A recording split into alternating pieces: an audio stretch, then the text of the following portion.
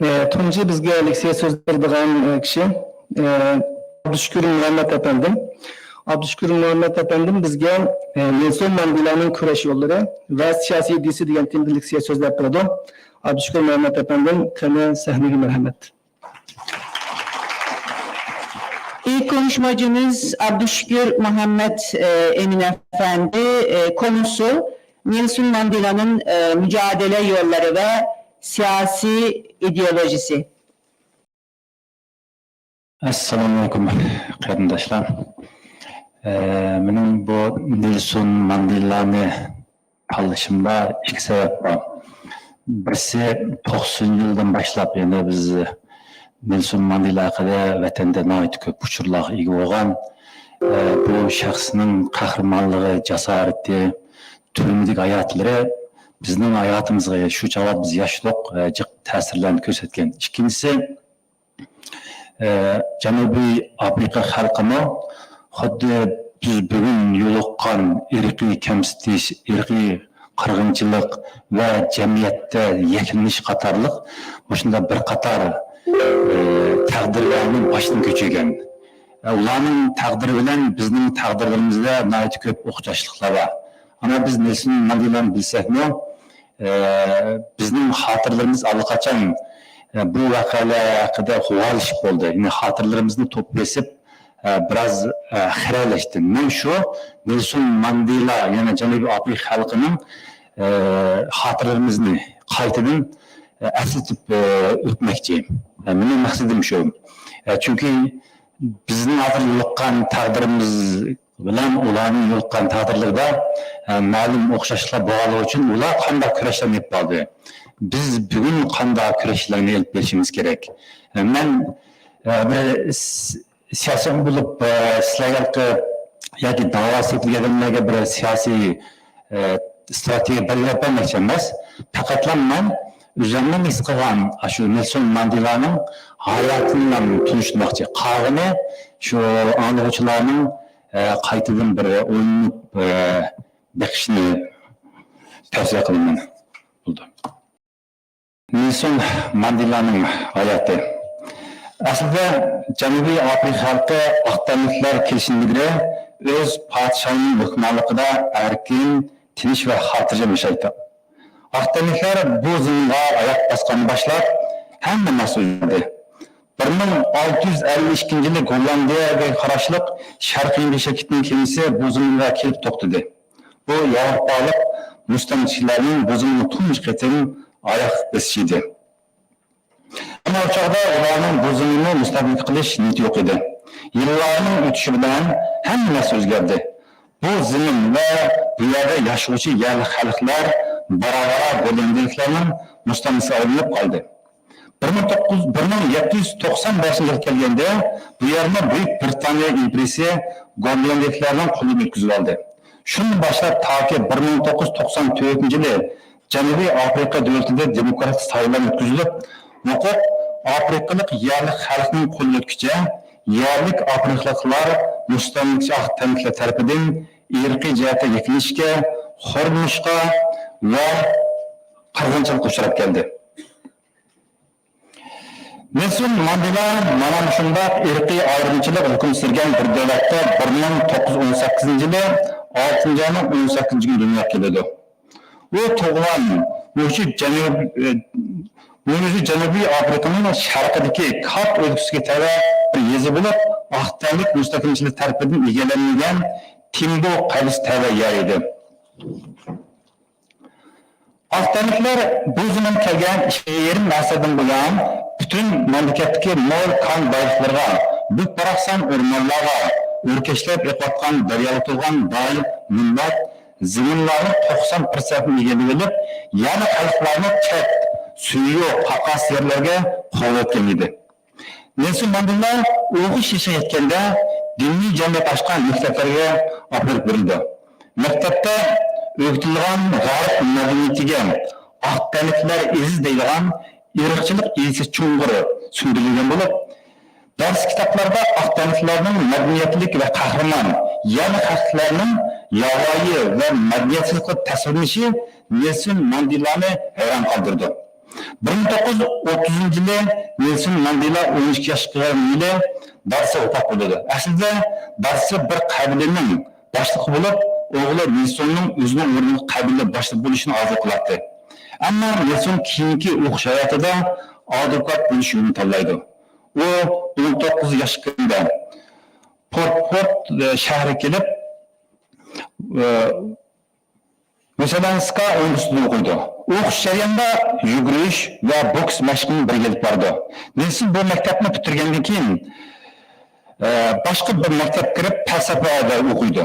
Bu maktab ayniqsa yerlik afrikaliklar o'qiydigan birdan-bir universitet bo'lib, Janubiy, Sharqiy va O'rta Afrikadagi nurg'un davlatlarning milliy ozodlik harakatining doiralari mush maktabda o'qigan edi. Bu maktabni qoplagan kuchli millatparvarlik kayfiyati Nelson Mandela'ni milliy ilmni o'qitdi. Ikkinchi yilda o'qiyotgan mezgilda maktabning o'quvchilar uyushmasiga qarshi boykot harakatida qatnashganligi uchun maktabdan ayrilishga majbur bo'ldi. Shunday qilib, Nelson Mandela 1941 yili Janubiy Afrikadagi eng chong shahar va sanoat markazi hisoblangan Johannesburg keldi. Gerçi Johannesburg ko'rkam binolar qad ko'targan, muhim odamlar to'lgan ko'chalar var, cho'ng shahar bo'lsa-mu, ammo butun boylik aqtaliklarning qo'lida edi. Yerliklar shaharning sirt yerlari qo'lga bo'lib, nayt namrat, jafo mushaqqatli turmush kechirdi. Gerçi Nelson Mandela oliy maktab bitirgan bo'lsa-mu, o'ziga muvofiq ish topolmaydi. 1944 yili boshqalarni tunishtirish bilan Afrikaliklar milliy majlisiga a'zo bo'lib kirdi. Bu majlis 1912 yilda qurilgan yerliklarning bir tashkiloti bo'lib, har qaysi yerlik qabilalarni ittifoqlashtirib, aqtaliklarning zaminini, qonuniy va iqtisodiy huquqini tartib etishga qarshi turadi. Ammo harakat doirasi cheklik edi. Hukumatga talab sunish, ish tashlash va ommaviy yig'ilish o'tkazish qatorliq faoliyatlarni olib boradi. Nelson bu tashkilotni jonlantirish uchun Afrikaliklar milliy majlisi tarkibida mamlakatli yoshlar birlashmasini qurib chiqdi va o'zi bu tashkilotning sekretarini ustiga oldi. Dal shu yili Janubiy Afrikada uchiga chiqqan Irqchi xalq partiyasi hokimligiga chiqdi va bir qator irqiy ayrımchilik qonunini yo'l qo'ydi. Bu qonunlar yerlik xalqlarga dalolatni kelib keldi. Yerliklarning iqtisodiy, siyosiy, kishilik va harakat huquqlari cheklanib qo'ydi. Janubiy Afrikada yerlik qarilardan boshqa hindiylar va bir qism osiyoliklar bor bo'lib, ularning irqiy ayrımchilik siyosatlarining ma'lum nisbatda ta'sir uchraydi. Shunday bir paytda Nelson Mandela Afrikaliklar milliy majlisida irqiy ayrımchilikning ta'sir uchrayotgan boshqa irqlar bilan birlikda turish, shuningdek aqtanlik demokrat kuchlar bilan hamkorlashish tashabbusini o'tirib qo'ydi. Ammo bu fikrga qarshi turuvchilar aqtanliklar va hindiylar bilan hamkorlashishni nazarda tutish kerak. Ular Afrikaliklarning kurashiga buzunchilik qilishi, hatto vatanparvarlik harakatini chang'ilga elilishi mumkin degan anglishlarini o'tirib qo'yishdi. Ammo Afrikaliklar milliy majlisi oxirgi hisobda Nelson Mandela o'tirib qo'ygan ko'p irqchilar bilan hamkorlashish tashabbusini qabul qildi. Milliy majlis 1955 yili 7-oyning 25-kunidan 26-kunigacha 2 kun ko'p irq vakillar qatnashgan xalq qurultoyi chaqirdi. Qurultoyga yerlik afrikaliklardan 2200 vakil, hindiylardan 230 vakil, boshqa irqchilardan 230 vakil, aqtanliklardan 112 vakil qatnashdi. Yig'inda erkinlik nizomisi ma'qullandi. Nizomnomada biz Janubiy Afrika xalqi mamlakatimizga va dunyoga shuni jakalaymiz-ki, Janubiy Afrika mayli qartalik yoki aqtanlik bo'lishidan qat'iy nazar, mushu zimmada yashayotgan barcha xalq mansubdir deb ta'kidlaydi. 1960 yili Afrikaliklar milliy majlisi aqtanlik irqchi hukumat tarafidan rasmiy cheklandi. Yerim asr qonunli mavjud turgan bu tashkilot yerim asr jarayonida izchil turda oshkorada ommaviy harakatlar orqali Janubiy Afrika hukumatiga bisim ishlatib, ularning irqiy ayrımchilik siyosatini o'zgartirishga tirishdi.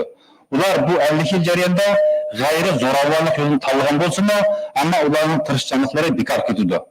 Afrikaliklar milliy majlisi g'ayri zo'ravonlik yo'lini tanlashi ayniqsa yerliklarning real ahvolini chiqish qilgan edi. Janubiy Afrikada aqtanliklar to'liq qurollangan edi. Ammo yerlik xalq bo'lgan qarilarning uyida qurol saqlashi ma'lum qilingan edi. Ularning sirtga chiqqanda nayza, palta, pichoq, qalamtirash, qo'g'ishin ushluq besi bor hasi elib yurishiga yo'l qo'yilmaydi. Shunga Afrikaliklar Milliy Majlisi xalqning behuda qurban berishining, qirilib ketishining oldini olish uchun izchil turda zo'ravonsiz ommaviy harakat uslubini qo'llanib kelgan edi. Nelson Mandela 50-yillarning beshida qurolli harakat elib berish tashabbusini o'tirib qo'ygan bo'lsa-mu, ammo Afrikaliklar Milliy Majlisi uning fikriga ahamiyat bermagan edi. 1961 yil kelganda Afrikaliklar Milliy Majlisi maxfiy yig'in chaqirib Nelson Mandelaning fikrini muzokara qildi. Muzokara bo'yicha Afrikaliklar Milliy Majlisi sirtida Millat Majlisi nomida qurolli kuch tashkillashni, bu qurol kuchga Nelson Mandelaning mas'ul bo'lishini qaror qildi. Millat Majlisi tashkilotining qo'mondonligidan tortib ham ishlarga Nelson Mandela mas'ul bo'ladi. Bu tashkilot qurilgandan keyin qurolli kurash olib berishdagi mumkinchiligi bo'lgan buzg'unchilik olib berish, partizanlik urushi, terrorlik faoliyati va oshkora qarshilish qatorliq to'rt xil zo'ravonlik harakati ustida muzokara olib berdi. Muzokaradan keyin Nelson Mandela buzg'unchilik olib berish maqsadini tanlaydi. Buzg'unchilik harakati davlatning elektr stansiyalari, temir yo'l, telefon xabar uskunalari, pristan va boshqa davlatga ajallik zarba bergan bo'ladigan muhim qurilishlarga zarba berish edi. Nelson Mandela bu yo'lni tanlagandan tövendeki ikki maqsadga yetkazib bo'ldi deb qaragan edi. Birinchisi, buyuda odam o'ldirish va qurol berishni shundaqla Afrikaliklar bilan aqtaliklar orasida uch oshkora ish ko'rish patqiga petib qilishni saqlanib bo'ladi.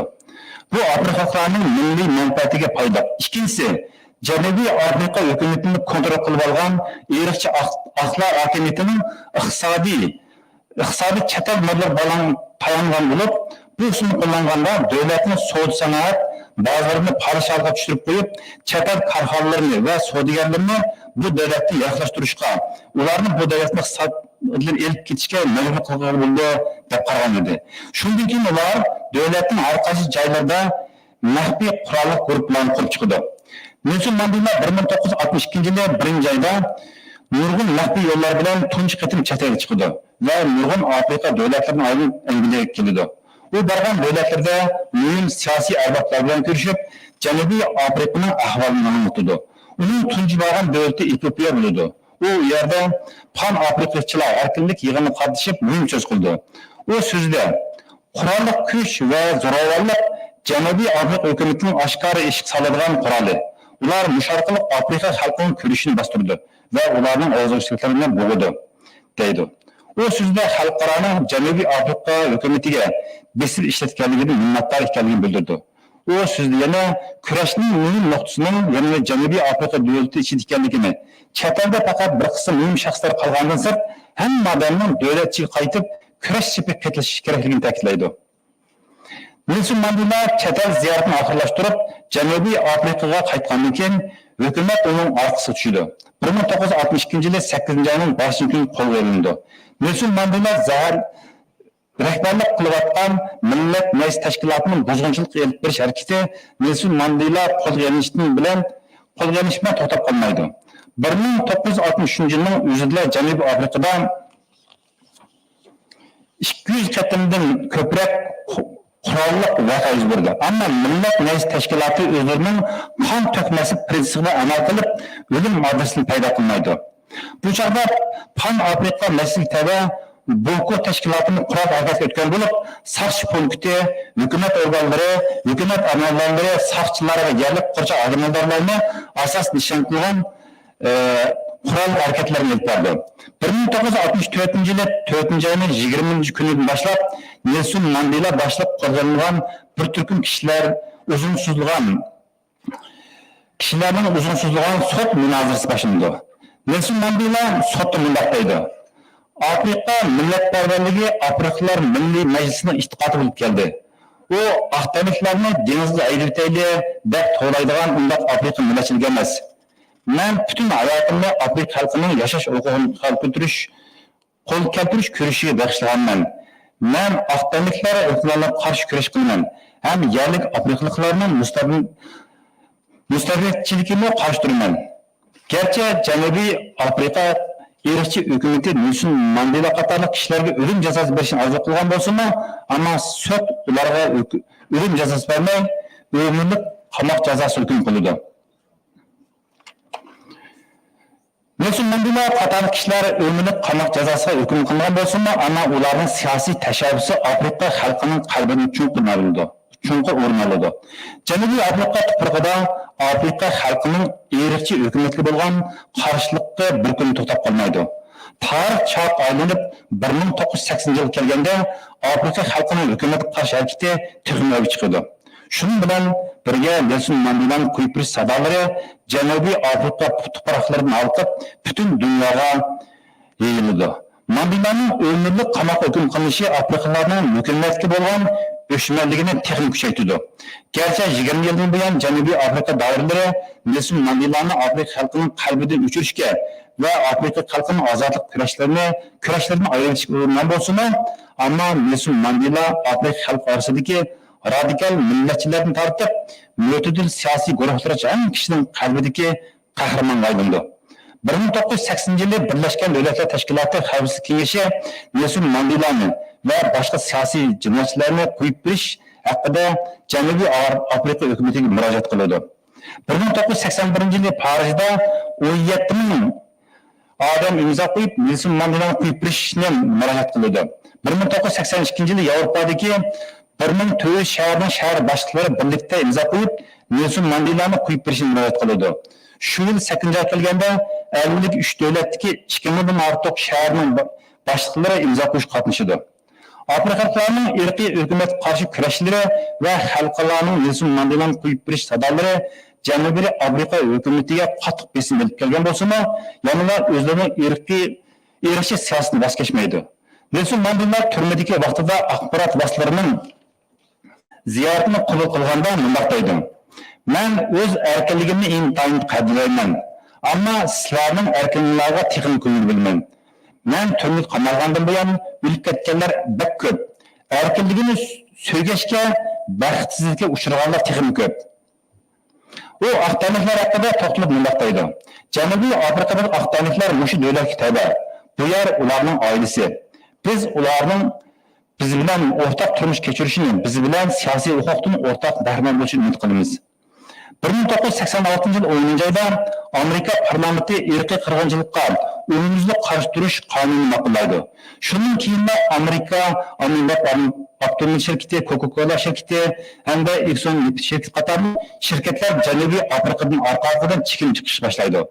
Orqadan Angliyadagi bir qism shirketlarni Amerika shirketlariga ergishdi.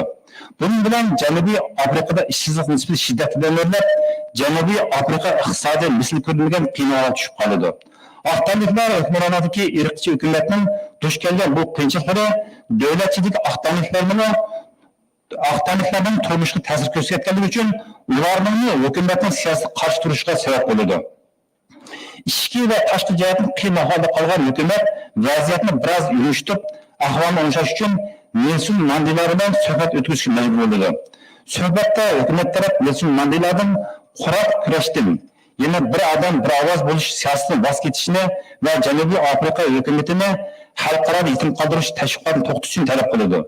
Nelson Mandela har qanday ahvolda o'z prinsipida chin turganligini, o'zini o'ziga olgan barliq siyosiy jinoyatlarni shartsiz qo'yib berish kerakligini ta'kidlaydi. Nelson Mandelaning maqsadi bu fursatni foydalanib masalani siyosiy yo'l bilan hal qilishga yo'l ochish, siyosiy jinoyatchi namoqsida turmalarda yotgan barliq kishilarni shart qo'yishga taslim qilish va hukumatni Afrikalılar milliy majlisi bilan suhbat o'tkazishga yetakchilik qilishdi. 1988 yili Nelson Mandela 70 yoshlik tug'ilgan kunidan kunini turmada o'tkazdi. Afrikalılar milliy majlisi Mandelaning bu 70 yoshlik kunidan axborot e'lon qilish yig'ini uyushtirdi va Nelson Mandela qatorli kurash qahramonlariga medal taqdim qildi. Janubiy Afrika hukumati ichki va tashqi jihatdagi besimlar tufaylidan Nelson Mandela ve başka siyasi mahpuslarni qo'yib berishga majbur bo'ldi. Ammo Nelson Mandela ve başka siyasi mahpuslar qo'yib berish sababli kelib chiqadigan davolg'ish va asabiyat azaltish uchun bosqichlarga bo'lib qo'yib berish planı bo'lgan bo'lsa-mu, lekin vaziyat allaqachon ular kontrol qilmagan olib kelib qolgani uchun Ularning hammasini bir qo'yishga majbur bo'ldi. 1989-7 oyda, ya'ni 7 oyning 5 kuni Janubiy Afrika prezidenti Nelson Mandela ishxonasiga chaqirib, choy suhbat o'tkazdi va 12-sida Nelson Mandela butun Afrikaliklarga chaqiriq e'lon qilib, masalani siyosiy yo'ldan qilish tashabbusini o'tirib qo'ydi. 1990 yil 2 oyning 11 kuni Nelson Mandelani qo'yib berishga majbur bo'lgan Janubiy Afrika aqtanliklar hukumati Nelson Mandelani rasmiy turmadan chiqqanini e'lon qildi. Shuning bilan 29 yillik turma hayotini oxirlashtirib, Nelson Mandela o'z xalqining orasiga qaytib keldi. Yana 1994 yil saylanda g'alaba qilib Janubiy Afrikaning turmush navbatlik Afrikalik prezident etib saylandı. Endi mening bu Nelson Mandela ve Janubiy Afrika xalqining bu kurashlar haqida qisqacha ma'lumot berishim sabab Uyg'urlarni biroz mushlam kurash yo'llari haqida izlanib chiqishga tavsiya qilish. Chunki bu yerda men ta'kidlaydigan ikki narsa bor. Birinchisi, Nelson Mandelaning kurash yo'lidagi tavranmas qahramonligi, tavranmas ideyasi, mayli qandoq qiyin sharoitlar kelishini qatnazar o'z yo'lidan hech qachon to'xtab qolmagan. İkincisi, yana xalqarani bisim qilish chaqirish. Davlat ishidagi chet el mablag' solgan korxonalarni Afrika ziminidan qo'llab chiqarib, yana ularning o'z mablag'larini Afrika ziminidan yetkazishga majbur qilib, Janubiy Afrika hukumatini iqtisodiy jihatda paxlash avvalga tushirib qo'yish. Hozir Xitoyning ishi qarasangiz, Xitoyning iqtisodi 90-yillardan keyin taraqqiy qildi. Ya'ni 20 yil ichida shiddatli taraqqiy qildi. Yana Xitoyning texnikasi nerdan keldi? Butunlay g'arbdan keldi. Iqtisod nerdan keldi? Butunlay g'arbdan keldi. Yana Xitoy g'arb iqtisodi va g'arb texnikasi bilan qad ko'tardi. Navoiyda biz bugun Afrika xalqiga o'xshash biz g'arb shirkatlarini Xitoy ziminidan qo'llab chiqara olsak, Xitoyning iqtisodiga nəhayət zor zərbəyə oldu. Uçaq Xitayın içində bir qılanqaça payda oldu. Həm xalqaranın besimini qol keltirib oldu. Şuna bu bizning o'yinishtirishlik çoğ məsələnin birisi. Yəni bizning xalqarada, yəni g'arbda tirishshal ko'chishga tegishli bo'lgan çoğ ishlarning birisi. Biz qancha qila oldik, buni bilmayman, ammo hammamiz o'yinishtirishlik masala. Ko'pchilikka rahmat.